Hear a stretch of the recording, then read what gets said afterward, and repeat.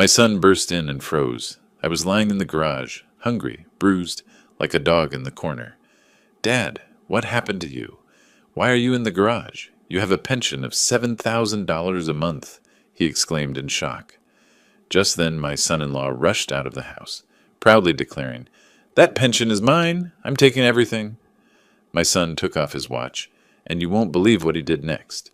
Before we continue, please subscribe to the channel, and let us know where you are listening in the comments.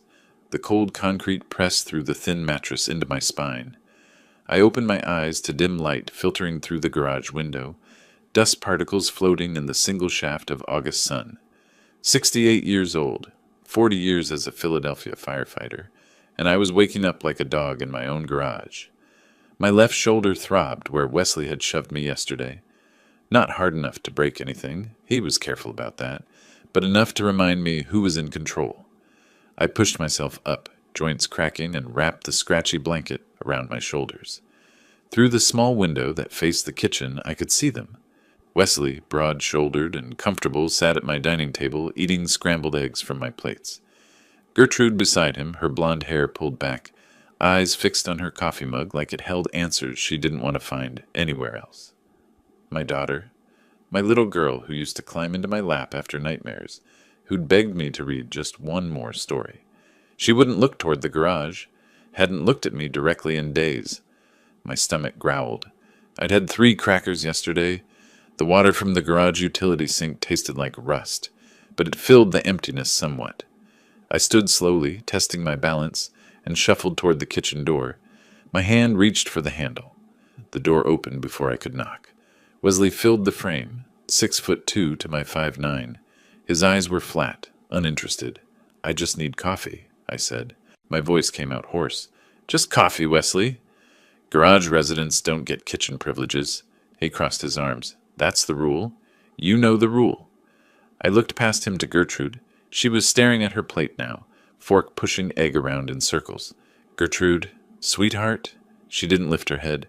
"Wesley's right. You should go back, Dad." "Not Daddy. Not Papa. Just Dad," delivered in that flat voice she'd been using for 2 weeks, ever since they'd moved me out here. The formality cut deeper than Wesley's shove had. Wesley's mouth curved into something that wasn't quite a smile. "Oh, and your pension came through yesterday. Don't worry, I'm handling everything just fine." He closed the door. The lock clicked. I stood there for a moment, hands still raised, before turning back toward the mattress. My fingers clenched into fists, then released. Clenched again. The anger was there, small but bright, like an ember buried in ash. The flip phone sat on the concrete floor beside my pillow. I'd kept it for emergencies after my smartphone disappeared 10 days ago. Wesley said he'd taken it to pay the phone bill. I picked it up with shaking hands and checked the text notification from the bank, the automated system I'd set up months ago, back when I still controlled my own accounts. Withdrawal, $7,000. New balance, 147.23 pulse. $7,000. My entire pension payment. Gone. I sat on the mattress and stared at the screen until the numbers blurred.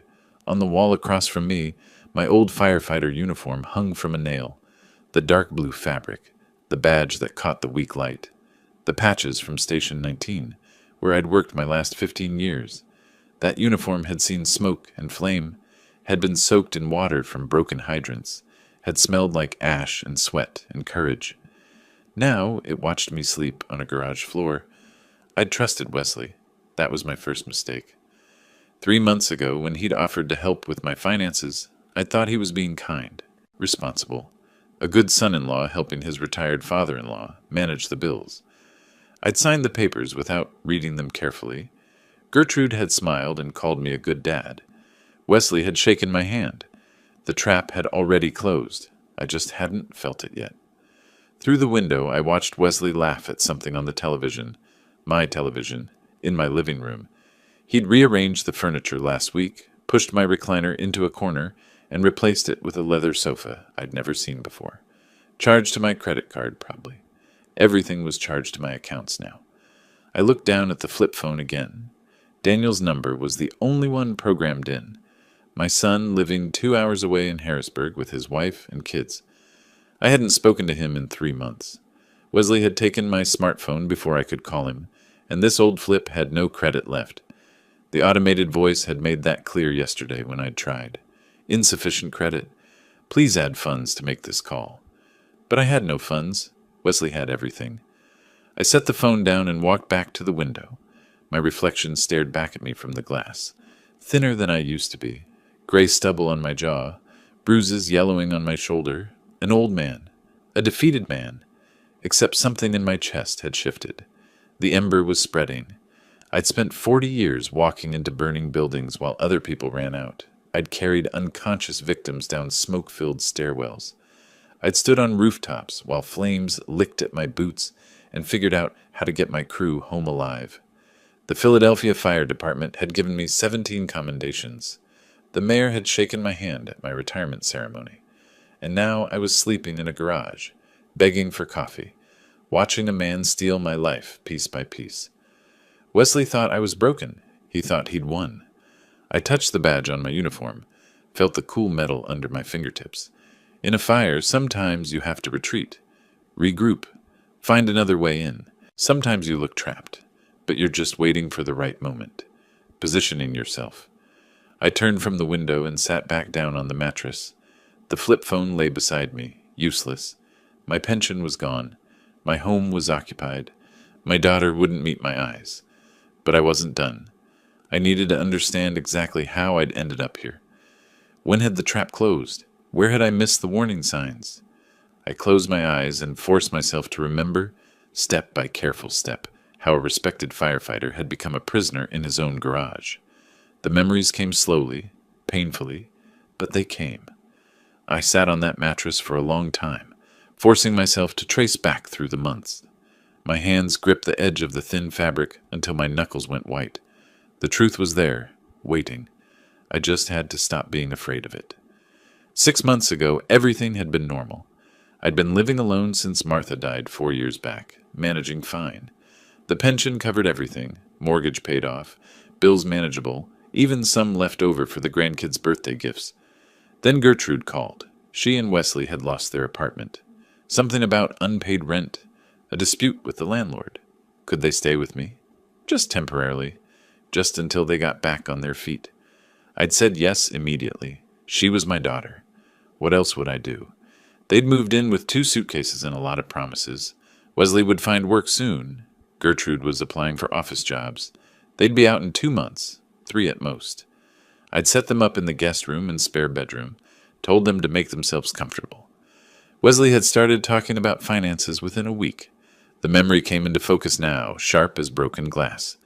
3 months ago, June. We'd been sitting at the kitchen table after dinner. Gertrude was washing dishes, humming something. Wesley had a folder of papers printed from the computer I'd let him use. "Ambrose," he'd said, friendly, helpful. "I've been thinking, you're managing a lot here. Bills, insurance, the pension payments. What if I helped? Took some of that burden off your shoulders?" I'd been tired. I'd spent the afternoon pulling weeds in the heat. "I appreciate it, Wesley, but I've got it under control." "I know you do." He'd opened the folder. "But what if something happens? What if you get sick or forget a payment? With power of attorney, I can handle everything. You just relax, enjoy retirement." I'd frowned at the papers. Legal language, dense paragraphs.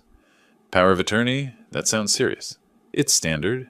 Limited power of attorney, just for banking convenience." He'd clicked a pen, positioned it on the first signature line. "You keep control of everything important." Gertrude had come over then, set a cup of coffee beside me, kissed my cheek.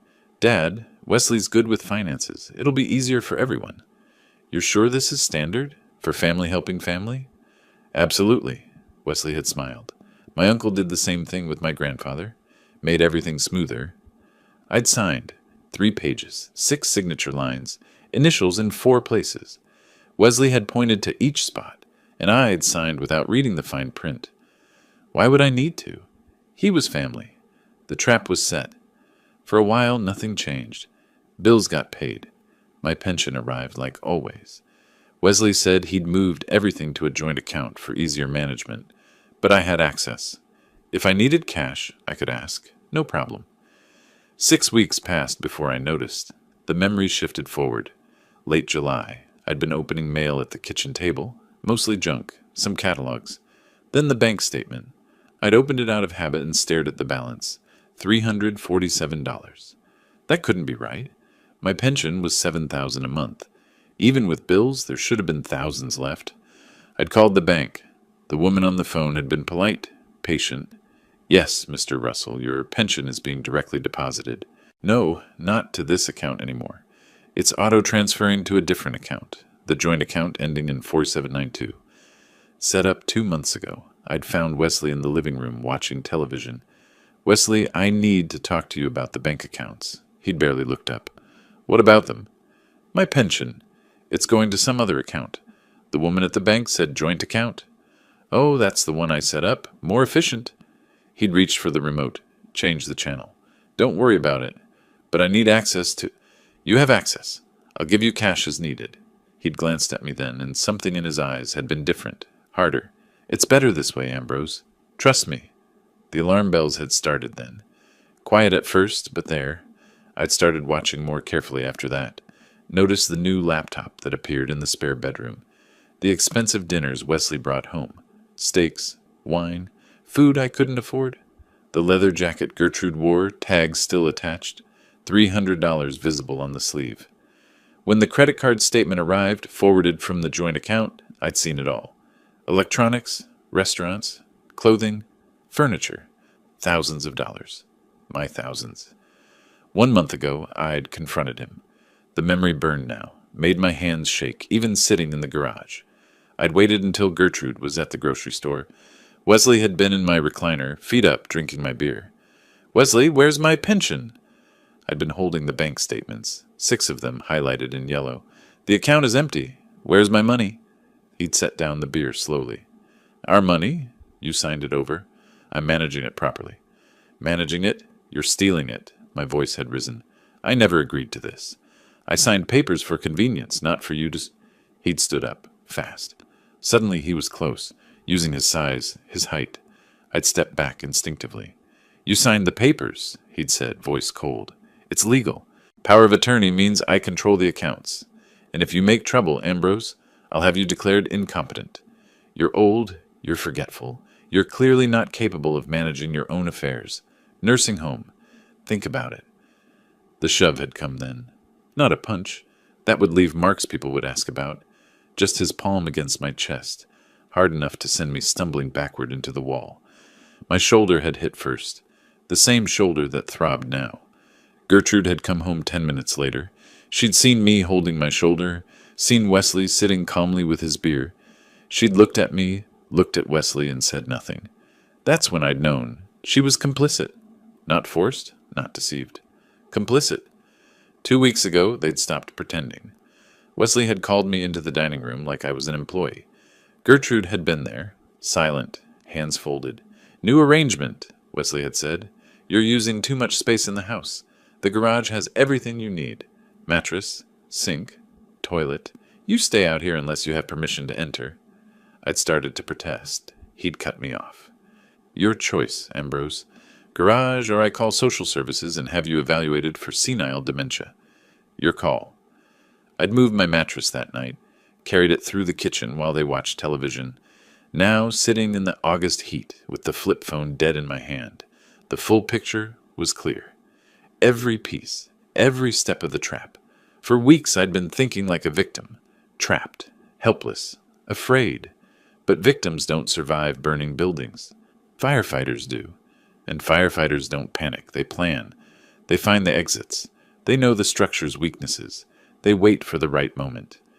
I stood and walked to my uniform, touched the badge again. Remembered, in a fire, sometimes you have to retreat to advance. Sometimes you look beaten, but you're positioning yourself for the next move. Wesley thought he'd won, thought I was broken. He was wrong.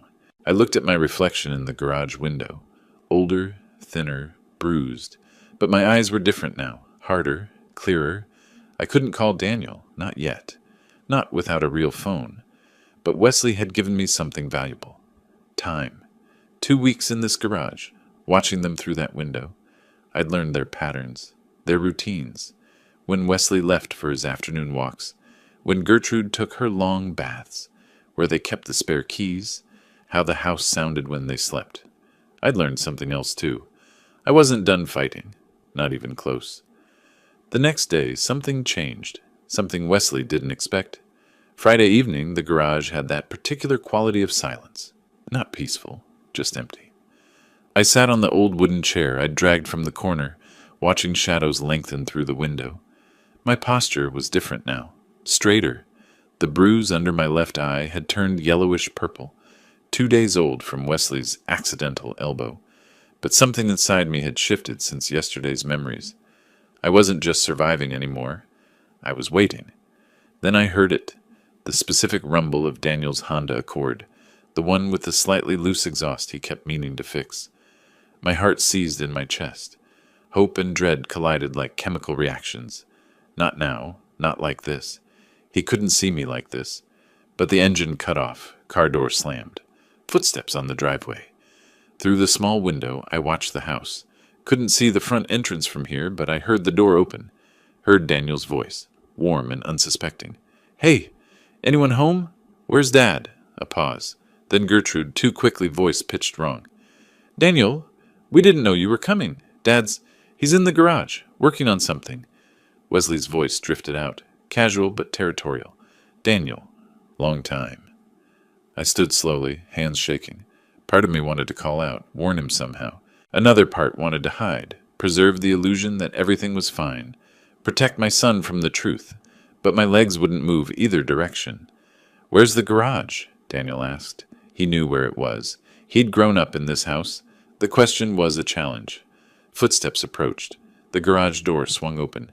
Light from the house flooded in, and Daniel's silhouette filled the doorway. Taller than I remembered, broader. His face emerged from the backlight, and I watched the emotions cycle across his features. Confusion, horror, shock. His eyes found mine, then tracked down to the bruise, the mattress on the concrete, the single thin blanket. "Dad?"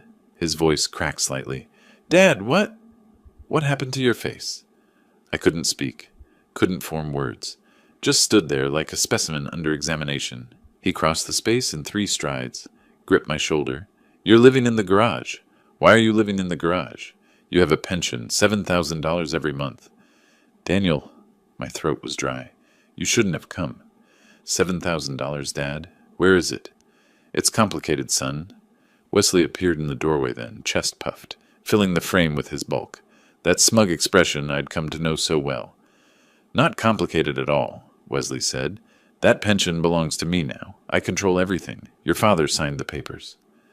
Daniel turned slowly, stood to his full height. "Excuse me?"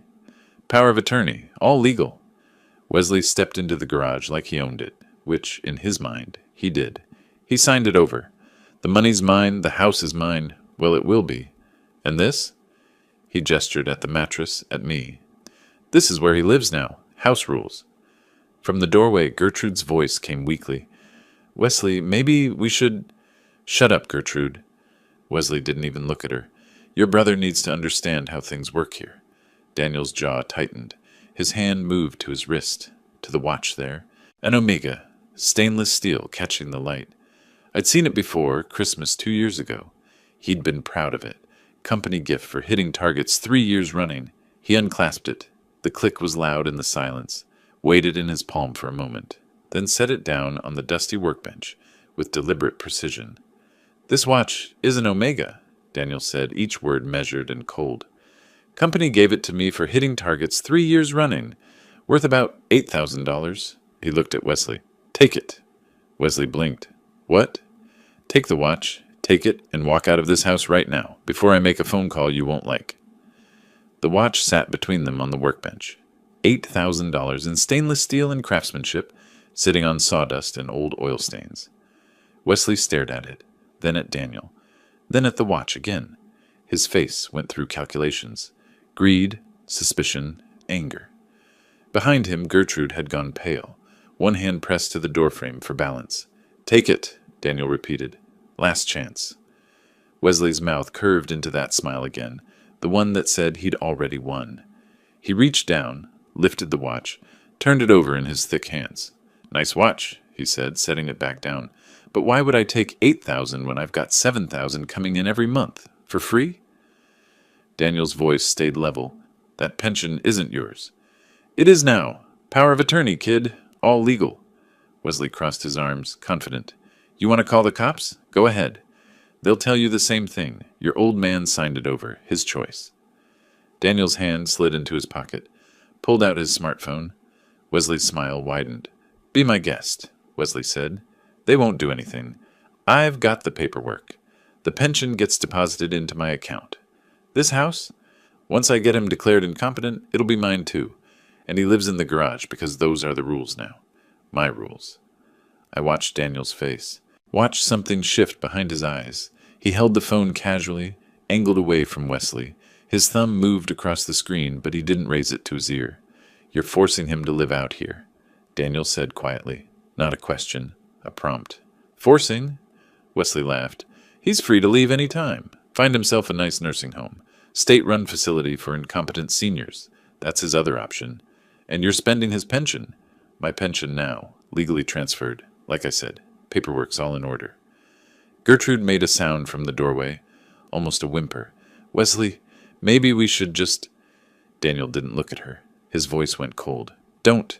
Not one word, Gertrude. Danny, you don't understand. We needed... I'll talk to you later. Daniel's eyes never left Wesley.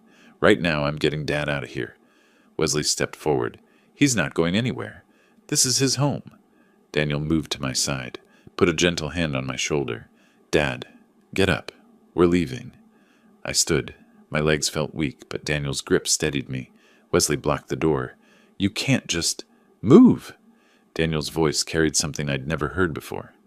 Not anger. Something colder than that. Authority. Wesley hesitated. For the first time since this started, I saw doubt flicker across his face. Then he stepped aside.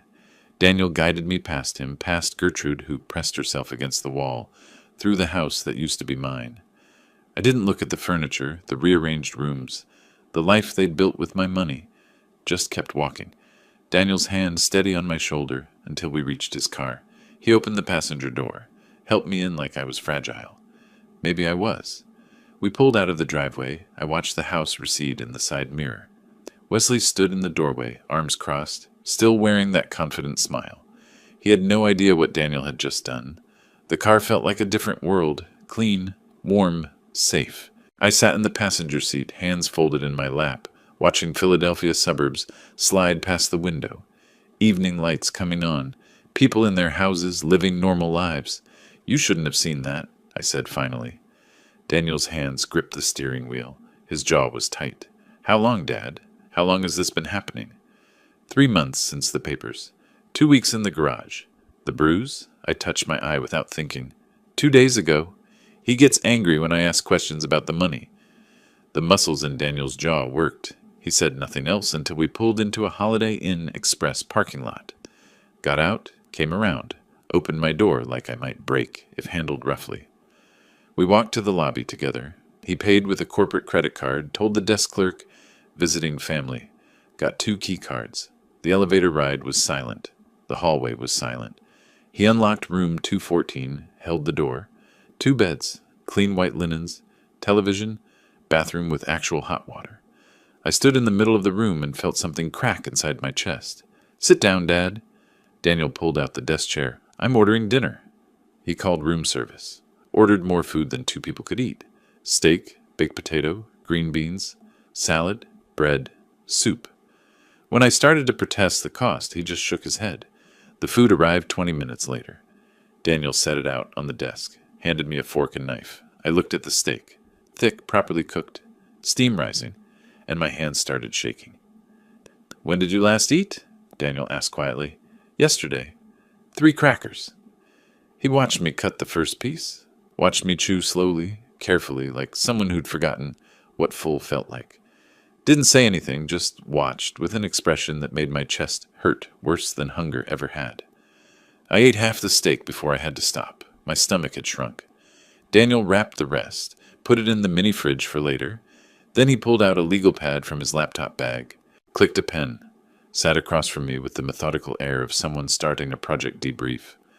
Tell me everything, he said, from the beginning. When did Wesley first suggest the power of attorney? So I told him. May, early May, Wesley's friendly offer. The papers at the kitchen table. Gertrude's encouraging smile. My signature on documents I barely read. Daniel took notes, asked specific questions. Dates, amounts, exact wording of conversations. He approached it like a logistics problem. Gather data, identify patterns, find vulnerabilities. The exact wording, he said. Did Wesley say limited power of attorney? Yes, limited to banking. He said I'd keep control of everything else. But he redirected the pension? All of it. $7,500 a month for 3 months. $22,500. Daniel wrote the number down, circled it. Has he threatened you? Besides the physical nursing home. Says he'll have me declared senile, incompetent. Says I'll die in a state facility. The pen stopped moving. Daniel looked up. Something dangerous flickered behind his eyes, then disappeared back into professional calm. This is elder financial abuse, he said. Pennsylvania has specific laws, and a legal eviction. You own that house, right? Paid off 15 years ago. Deeds in my name. Then he committed a crime. Multiple crimes. I shook my head. He has the legal papers, Daniel. He said, papers obtained under duress aren't valid, and financial exploitation of an elderly person is a felony in Pennsylvania. Daniel flipped to a new page. We need a lawyer, specialized in elder law. I can't afford? I can. He met my eyes. Dad, this is what I do. Solve complex logistics problems. This is just another system to analyze. And Wesley made a mistake tonight. What mistake? His mouth curved slightly, not quite a smile. He confessed. Everything. On recording. I stared at him. You recorded him? He pulled out his phone, tapped the screen. Wesley's voice filled the room. That pension belongs to me now. I control everything. Your father signed the papers. The pension gets deposited into my account. This house, once I get him declared incompetent, it'll be mine too. And he lives in the garage because those are the rules now. My rules? Daniel stopped the playback. Pennsylvania is a one-party consent state, completely legal to record conversations you're part of. He confessed to financial control, illegal eviction, physical intimidation. That recording is evidence. For the first time in months, I felt something like hope. We talked until midnight. Daniel made more notes, built timelines, outlined steps, legal consultation, documentation, medical records for the bruises, financial records for the theft, revoke the power of attorney, file charges, protective orders. He broke it down like a project plan.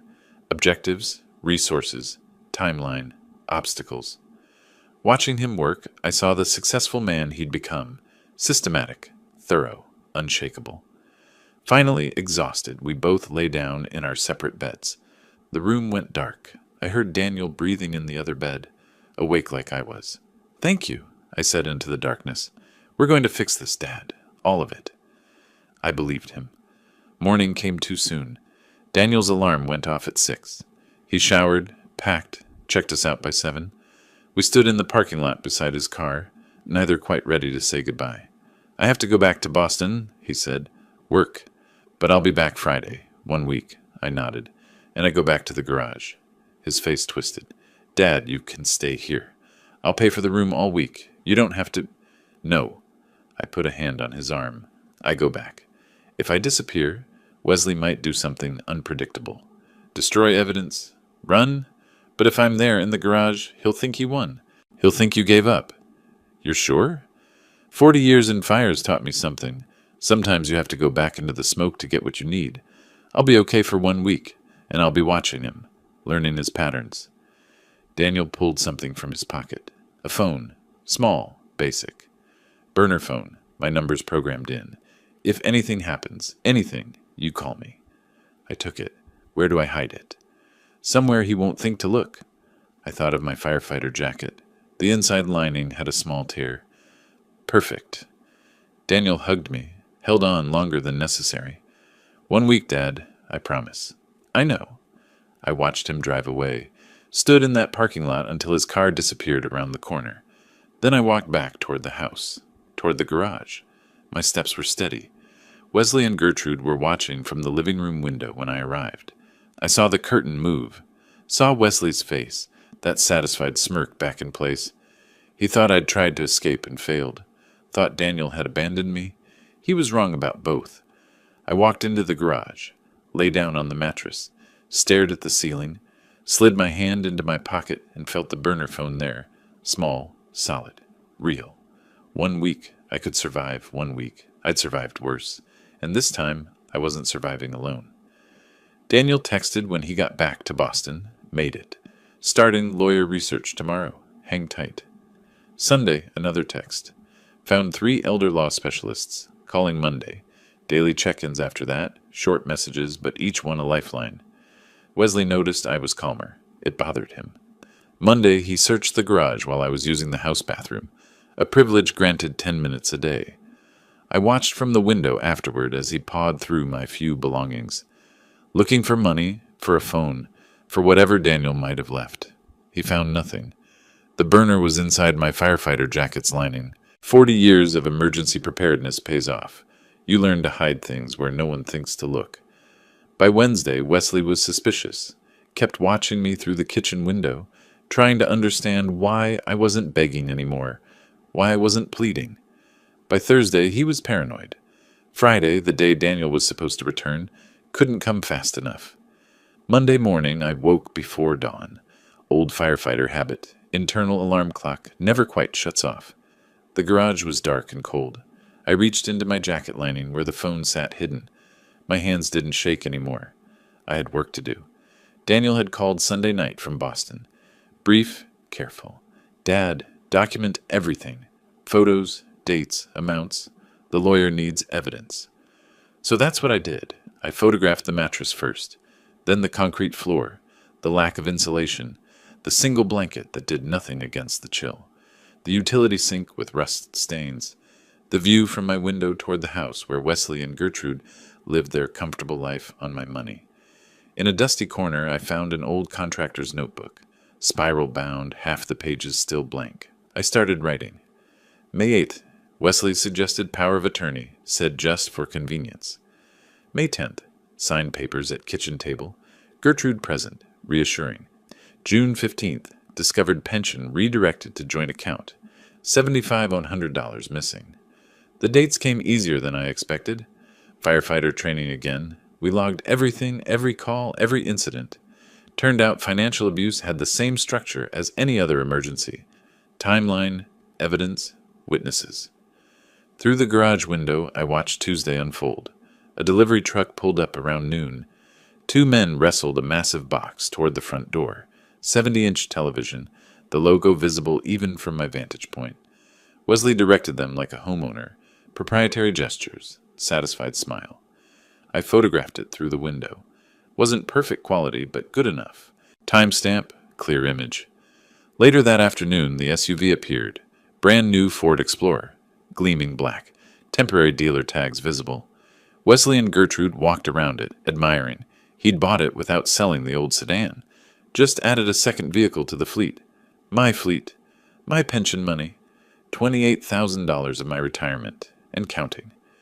I took more photos. The SUV from multiple angles. Wesley loading grocery bags from the trunk. Expensive whiskey bottles visible. Premium labels I recognized from my own better days. Tuesday night, Daniel called. The lawyer's name is Sandra Mitchell. Specializes in elder law. We're meeting Wednesday at 3. Coffee shop on Broad Street. That little independent place near the library. Can you get there? I'll tell Wesley I'm taking a walk. Be careful, Dad. Wednesday morning, Wesley was watching me. I felt his eyes through the kitchen window as I sat on the garage chair, pretending to read an old magazine I'd found. Around 2, I stood, stretched, made a show of needing movement. Going for a walk, I called toward the house. Get some air. No response. Just that feeling of being watched.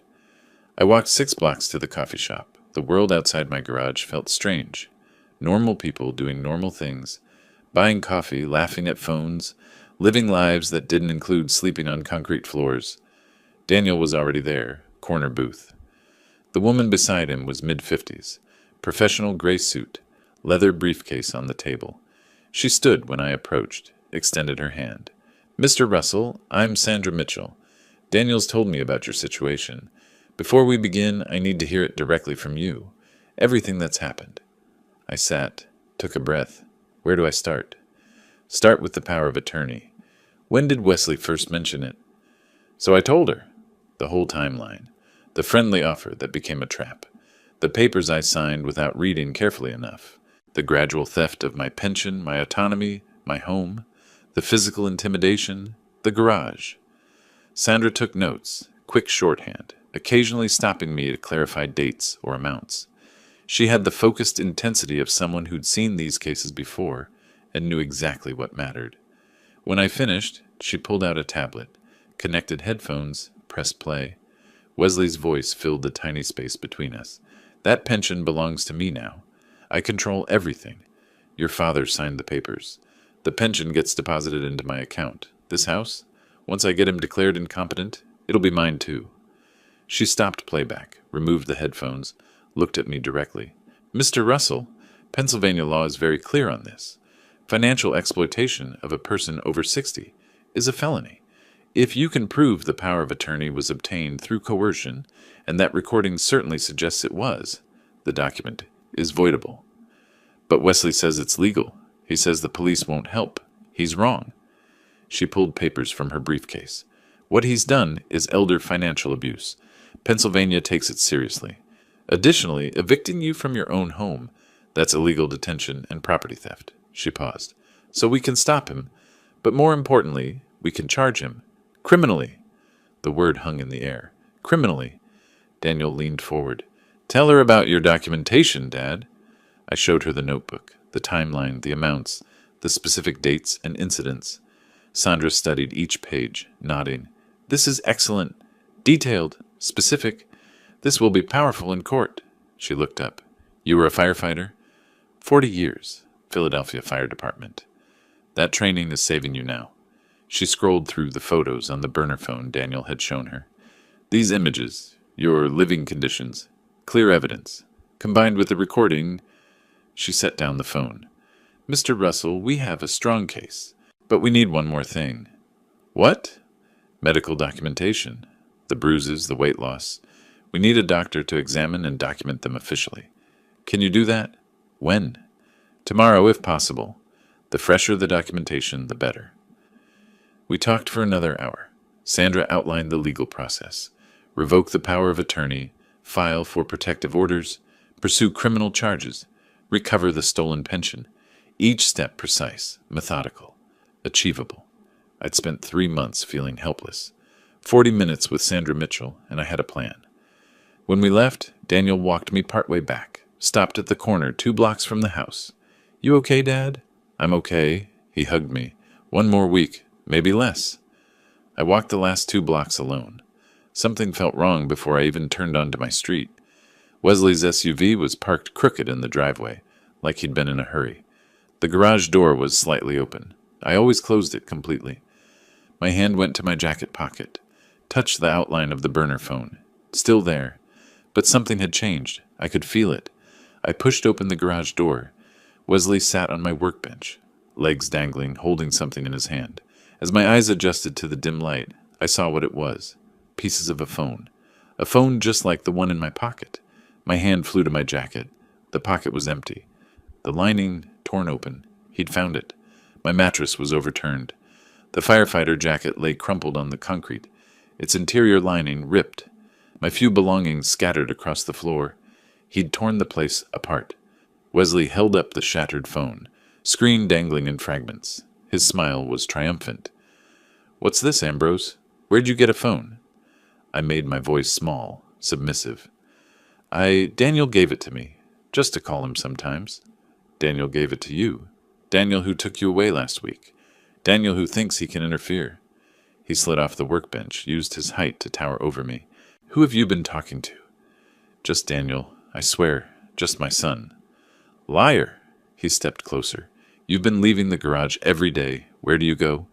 Walks, just walks, to get air.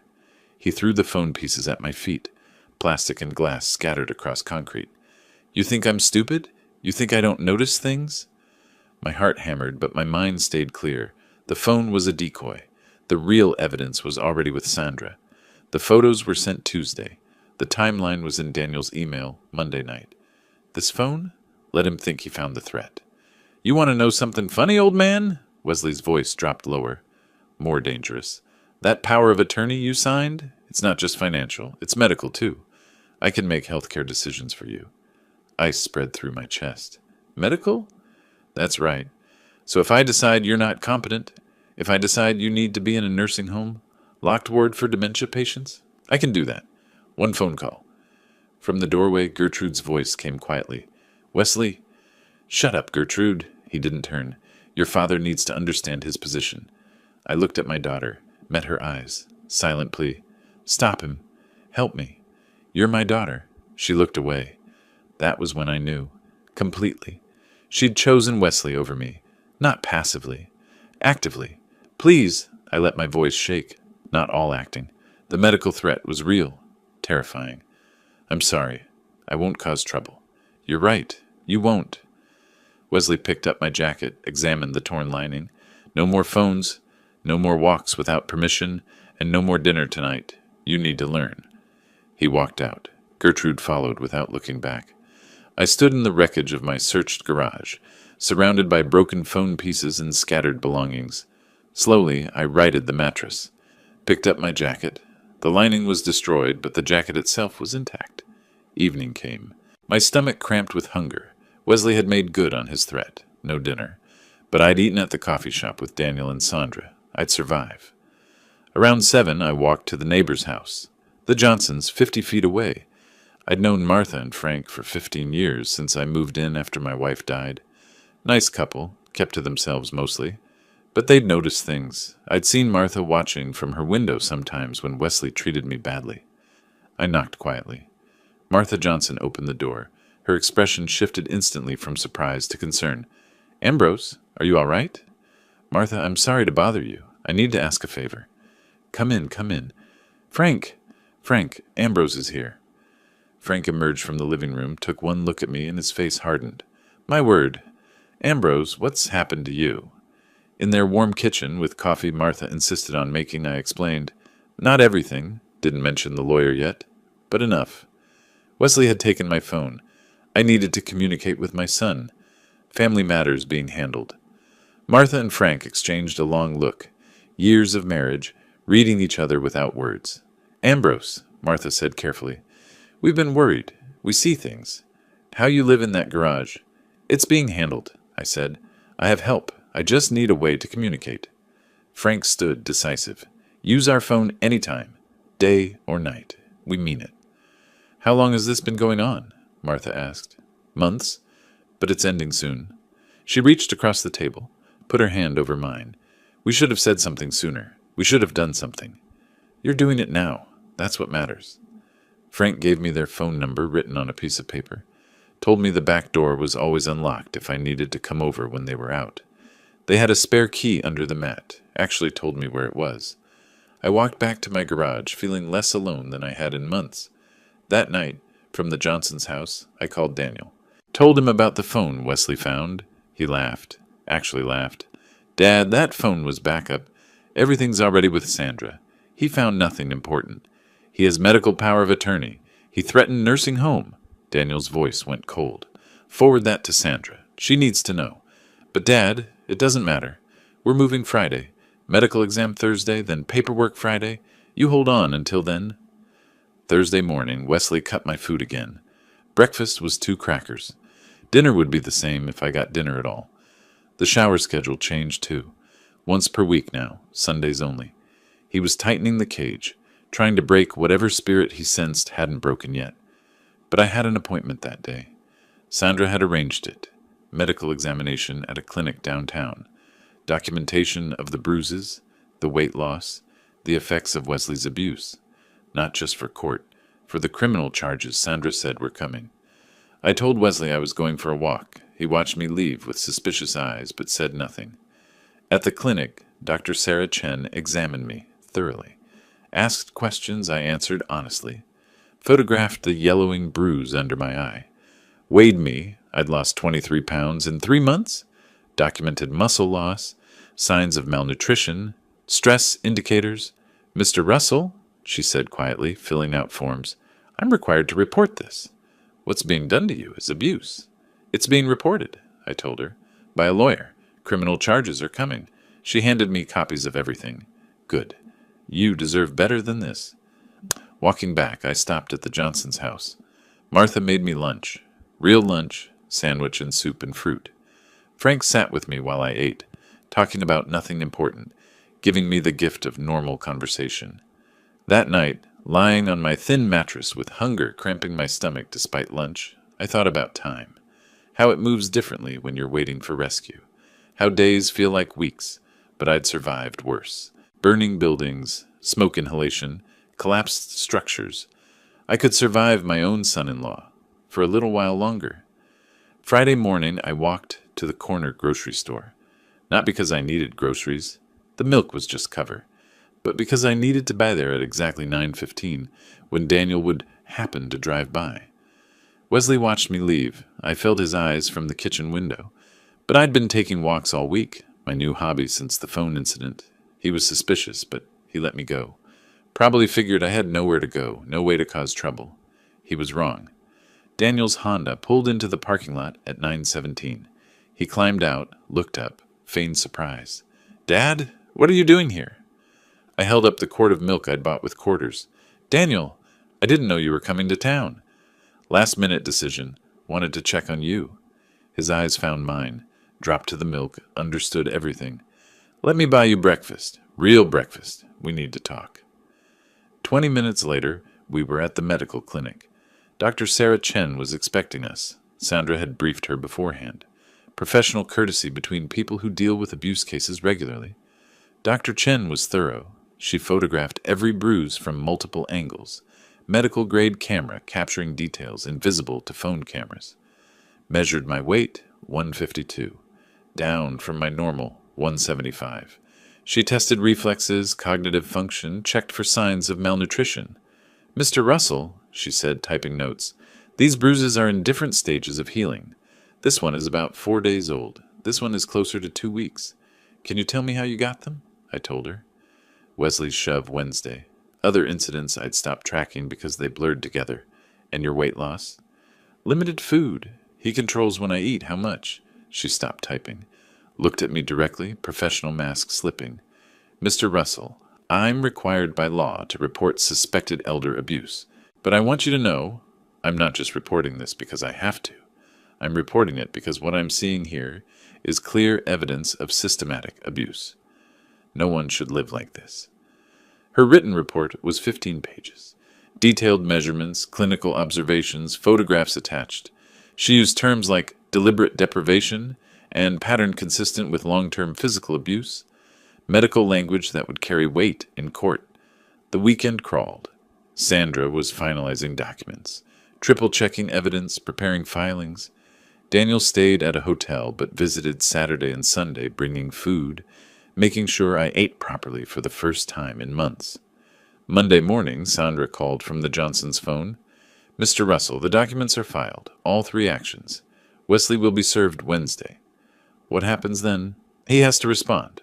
But more importantly, I've requested emergency temporary orders. We should hear back within 48 hours. Temporary orders. Freezing his access to your accounts. Allowing you back in your house. We can't wait for the full trial. You need protection now. Wednesday afternoon, I was in the garage when I heard shouting from the house. Wesley's voice, loud and rising, then Gertrude's, high-pitched with panic. The process server had arrived. Through the window, I watched the scene play out. Wesley tearing open the envelope, reading, his face cycling through confusion to comprehension to rage. "Gertrude!" he bellowed. She came running from the kitchen. He waved papers at her. "Your father's suing me. He got a lawyer. He's trying to take everything back." Her voice carried clearly. "Adult Protective Services? Financial exploitation? Wesley, this says criminal investigation." I sat on my mattress and allowed myself a small smile. The counterattack had begun. That evening, from the Johnsons' phone, I listened as Daniel described Wesley's frantic lawyer search, attorney after attorney declining once they reviewed the evidence. The recording was the killer. Wesley boasting about controlling the pension, forcing me into the garage. What he'd thought was demonstration of power had become confession to multiple crimes. Finally, Wesley found someone, Attorney James Kovach, Recent graduate, solo practitioner, desperate for clients. Can we win? Wesley had apparently asked. Long pause on the recording Daniel played for me, then Kovach's voice. We can try. Even his own lawyer knew they were doomed. Thursday morning I woke to my phone, the Johnsons' landline, which I'd been keeping in the garage overnight with their permission. Sandra's voice was crisp, professional, excited. Emergency orders granted. As of now, Wesley's financial access is frozen. And Mr. Russell, you have the right to move back into your house. Today. I sat on the thin mattress one last time. Looked around the garage that had been my prison for 3 weeks. The concrete floor. The single bulb. The window through which I'd watched my life being stolen. Then I stood, gathered my few possessions into a plastic bag, and walked to the front door. Wesley was in the living room, watching. I'm moving back inside, I said. Guest bedroom. He stood. You can't just... I held up the printed court order Daniel had emailed to the Johnsons. Court order says I can. Section 2, paragraph 3. Read it if you want. His voice went dangerous. You're making a mistake, old man. I met his eyes. No fear anymore, just cold certainty. The only mistake I made was trusting you. That won't happen again. I walked past him to the guest bedroom, closed the door, turned the lock. The click of that lock was the sweetest sound I'd heard in months.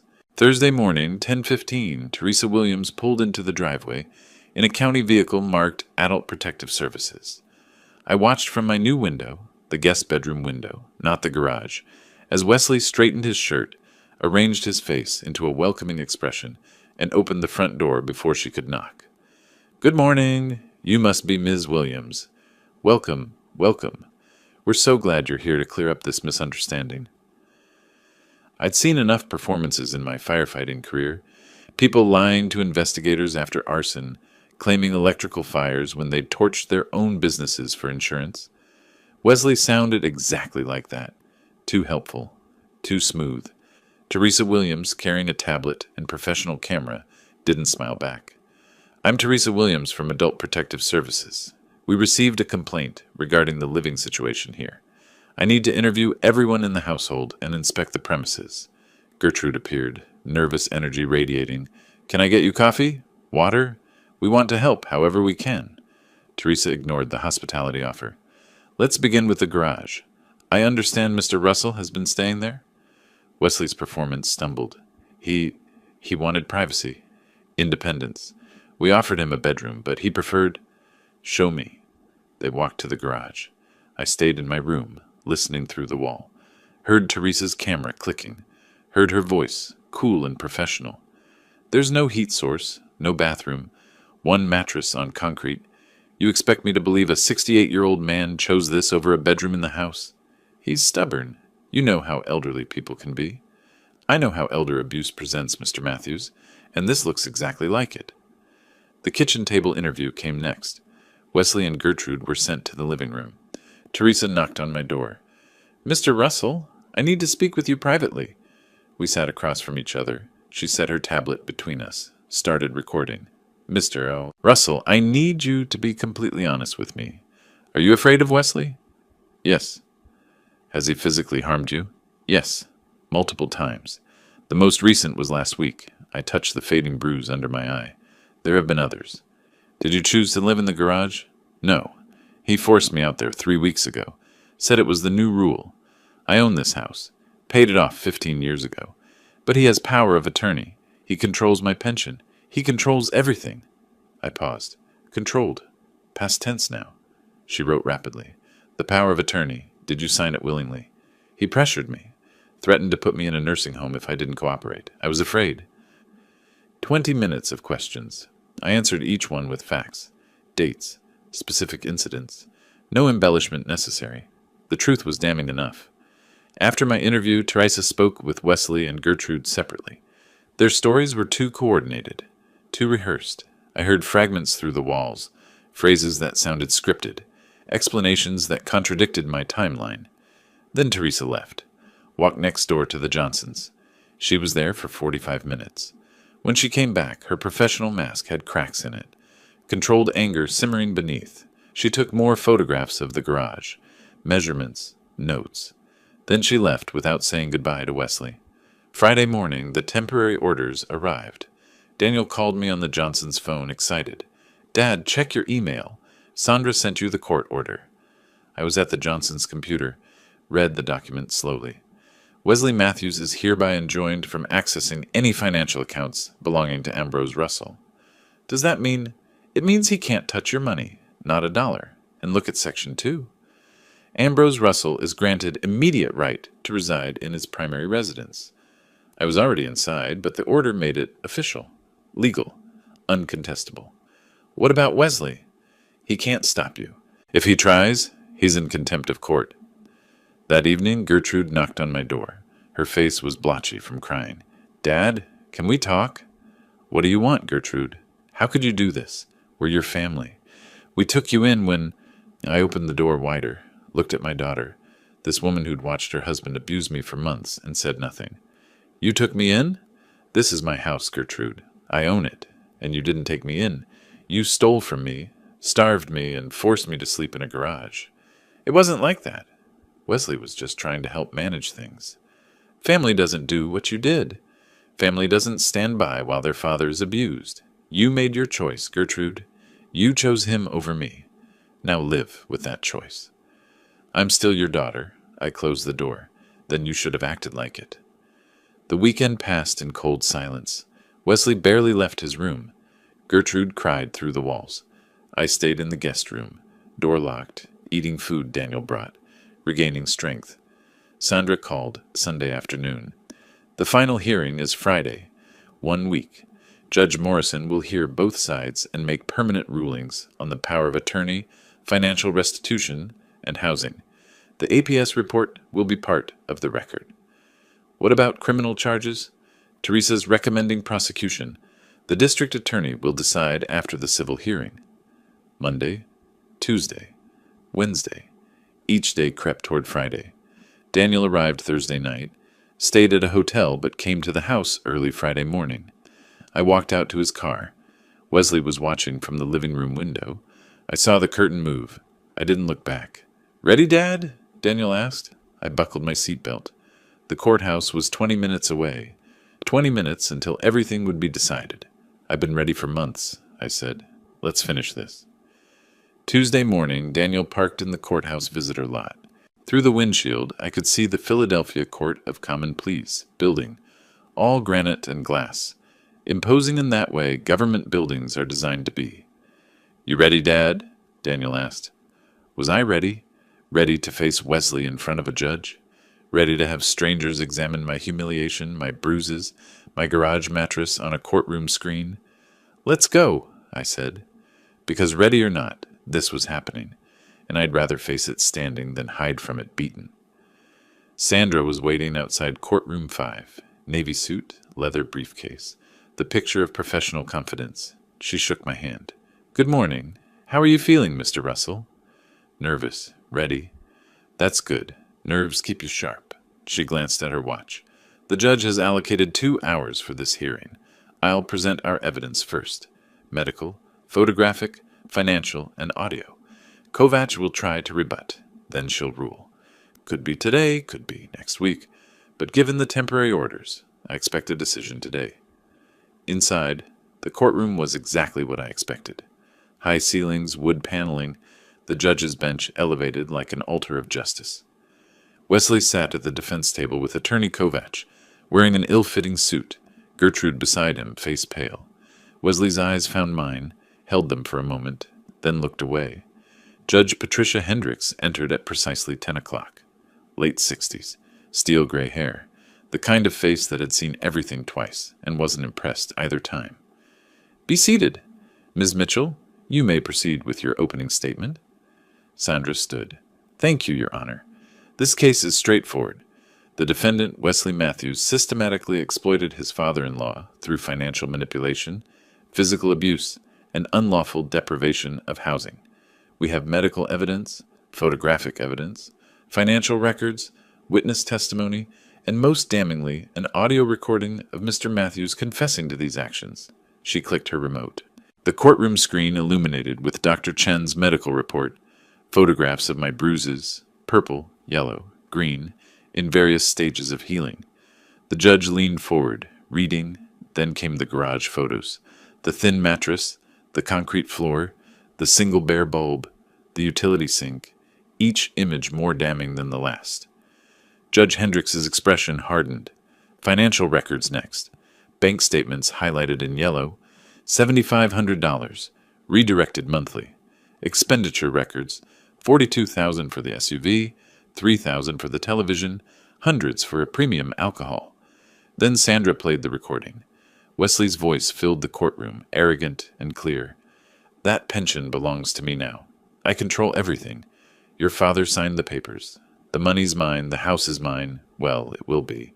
And this is where he lives now. House rules. Silence when it ended. Heavy, damning silence. Please note that recording as Exhibit D, Judge Hendricks said. Ms. Mitchell, is that the defendant's voice? Yes, Your Honor. Recorded by Daniel Russell during a confrontation at the property. Pennsylvania is a one-party consent state. The recording is legally obtained. The judge looked at Wesley. Mr. Matthews, is that your voice? Yes. And did you make those statements? It was taken out of context. What context makes that pension belongs to me now acceptable when discussing someone else's retirement income? Wesley said nothing. Attorney Kovach tried his defense. Power of attorney was signed voluntarily. Family dispute, not abuse. Ambrose was free to leave any time. The judge's questions destroyed each argument. Mr. Matthews, you're under oath. Did you or did you not use Mr. Russell's pension funds to purchase a vehicle for your personal use? We needed transportation. A $40,000 SUV? Mr. Russell already owned a functional vehicle, correct? Yes, but did you ask his permission before spending his money? Pause. Then quietly, no. Did Mr. Russell live in the garage by his own choice? It was complicated. Space issues in a 3-bedroom house occupied by 3 people. Try again. Silence. Let me be more direct. Did you tell Mr. Russell he had to live in the garage? Very quietly. Yes. The judge sat back, studied Wesley for a long moment. I've heard sufficient evidence to make my ruling. Mr. Matthews, Ms. Matthews, please stand. They stood. Gertrude was shaking. I find that the power of attorney was obtained through coercion and threats. Even if it had been signed voluntarily, the subsequent use constitutes financial exploitation under Pennsylvania statute. The power of attorney is hereby voided in its entirety, effective immediately. She paused. Let it sink in. Furthermore, I find that Mr. Matthews misappropriated approximately $28,000 of Mr. Russell's pension funds. Restitution in that amount is ordered, payable within 90 days. Gertrude whispered something I couldn't hear. Third, regarding the housing situation, Mr. Russell is the lawful owner of the property. Mr. and Ms. Matthews are hereby ordered to vacate the premises within 48 hours. Failure to comply will result in law enforcement assistance. Wesley's face went pale. 48 hours? That's Thursday at noon. Finally, I am issuing a protection from abuse order. Mr. and Ms. Matthews are prohibited from contacting Mr. Russell or coming within 500 feet of his person or property. Long pause. One more thing. The evidence presented here suggests criminal conduct, specifically financial exploitation of an older adult, which is a felony in Pennsylvania. I am referring this matter to the Philadelphia District Attorney's Office for review and potential prosecution. The gavel struck. Court is adjourned. In the hallway, Gertrude approached me, crying, Dad, please. We didn't mean... I stepped back. Don't. Just don't. We'll pay you back. We'll make this right. You had months to make it right. You chose not to. Daniel positioned himself between us. The judge issued a no-contact order. You need to leave. Wesley pulled Gertrude away, his voice venomous. This isn't over. Sandra stepped forward. Actually, Mr. Matthews, it is. And if you violate that protection order, you'll be arrested. I suggest you spend the next 48 hours packing, not making threats. We walked out into afternoon sunlight. The contrast was sharp, from the dim courtroom to bright August day, from testimony to vindication. Sandra shook my hand on the courthouse steps. You'll receive the written order within 24 hours. Enforcement begins immediately. If they're not out by Thursday noon, call the police. Daniel hugged me. It's over, Dad. You won. Not quite over. Wesley and Gertrude had 48 hours to pack and leave. Thursday at noon, I'd walk back into my home, truly mine again.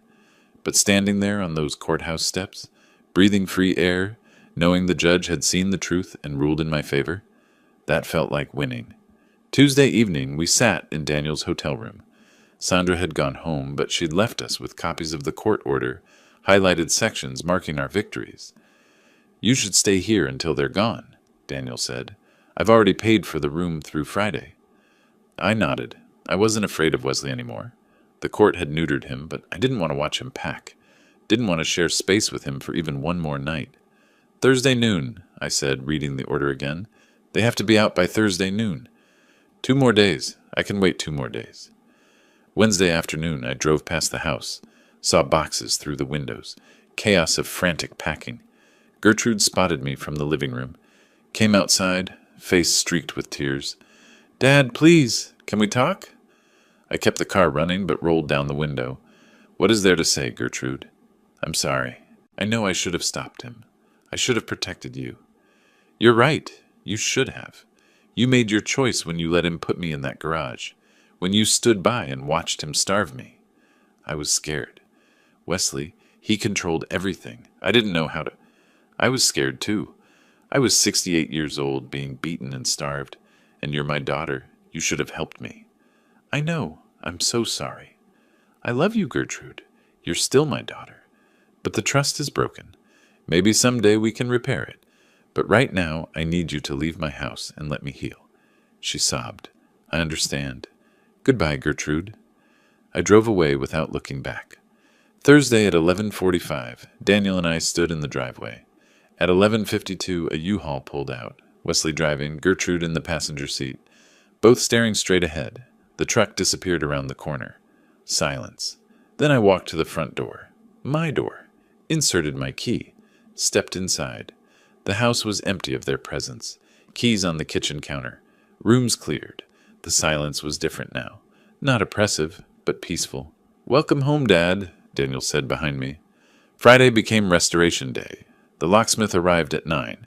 Changed every lock. Front door, back door, garage, basement. I pocketed the new keys. "The old keys are useless now," the locksmith confirmed. "Good," I said. "I want him to have nothing that works here anymore."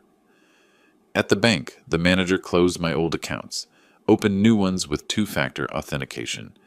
Even if Mr. Matthews tried to present the old power of attorney, our system would flag it immediately. "It's really over then," I said, "from a banking perspective?" "Yes, sir. Your money is yours again." Security cameras came next. Front door, back door, motion sensors. The technician showed me the monitoring app on my phone. "You can see who's at your door before you answer," he explained. Layer by layer, I reclaimed control. Physical security, financial security, peace of mind. Saturday morning, the Johnsons arrived with a still warm apple pie. "Welcome home, Ambrose," Frank said. "Properly home." "Thank you. For the pie and for everything. For testifying. For letting me use your phone. For caring."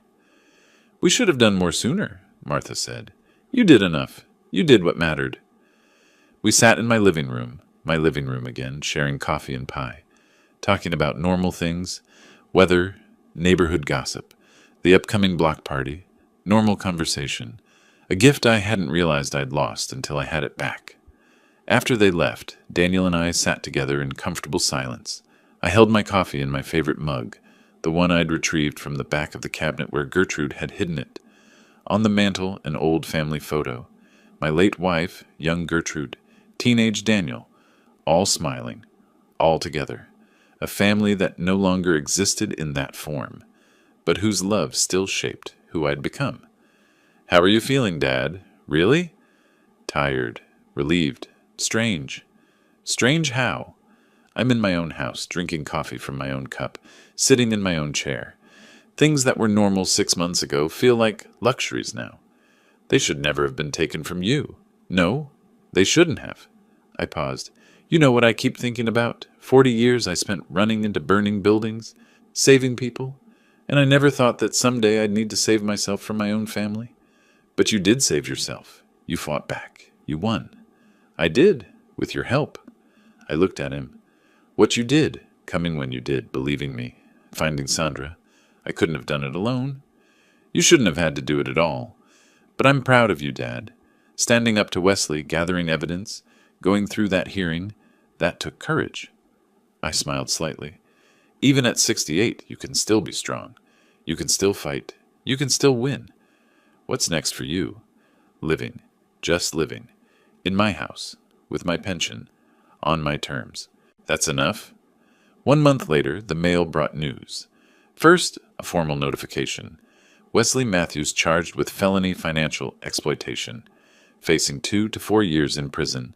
Second, a handwritten letter. Gertrude's careful script. Dear Dad, I know this letter can't fix what I did. I know sorry isn't enough, but I need you to know. I cooperated with the prosecutors. I told them everything. They offered me probation if I testified against Wesley, and I took it. Wesley's facing prison now. I'm ashamed it took losing everything to see what he was. What I let him do to you, I don't expect forgiveness. I don't deserve it. But I hope someday, maybe years from now, we might talk again. I love you, Dad. I always did. Gertrude. I read it twice, then folded it carefully and placed it in my desk drawer. Not thrown away, not answered yet, just saved. For later, for someday, for when I was ready. Maybe we'd talk again. Maybe we wouldn't. I'd decide on my own timeline. That evening I sat in my living room as the sun set, my house, my chair, my life. Outside, the Johnsons were working in their garden. A couple walked their dog past my driveway. Normal suburban evening. I'd spent 3 months in that garage. 3 months afraid, hungry, humiliated. But I'd survived. More than survived. I'd fought back and won. The pension was mine. The house was mine. The dignity was mine. And sitting there in the peaceful silence of my restored life, that was everything. If you like this story, please like this video, subscribe to the channel, and share your impressions of this story in the comments. To listen to the next story, click on the box on the left. Thank you for watching.